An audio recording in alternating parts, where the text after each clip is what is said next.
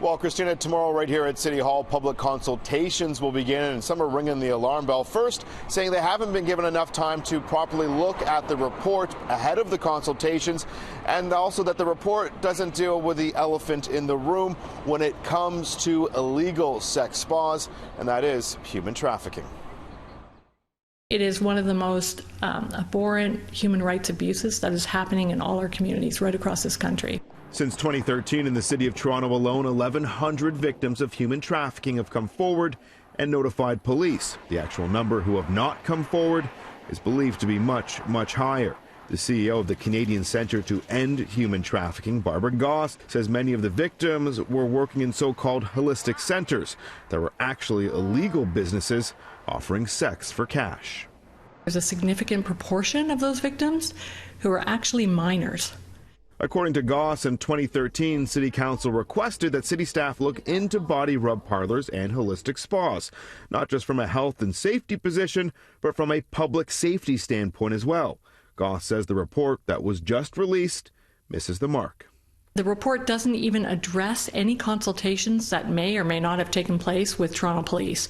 How could bylaw and municipal bylaw and standards not consult with Toronto Police and not include what Toronto Police might have said in this report? Currently, Toronto has a cap of 25 legal body rub parlours.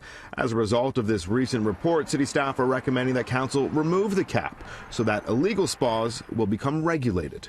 You have to raise that cap. I can see it probably going to 100, and we need to make sure that if we're going to go down this route where we accept the fact that we do have them and they're a necessary evil, then we need to legislate them. Why not shut them down first before you identify that they should be legitimized? Barbara Goss says she's been told the city currently doesn't have enough bylaw officers to police the spas that exist legally and illegally in Toronto. And at her organization's most recent meeting, she was also told this.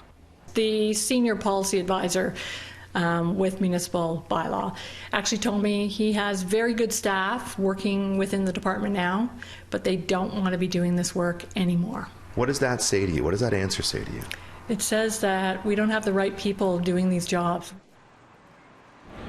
Barbara Goss adds that if they remove the cap, she's concerned there could be an increase in human trafficking here in Toronto.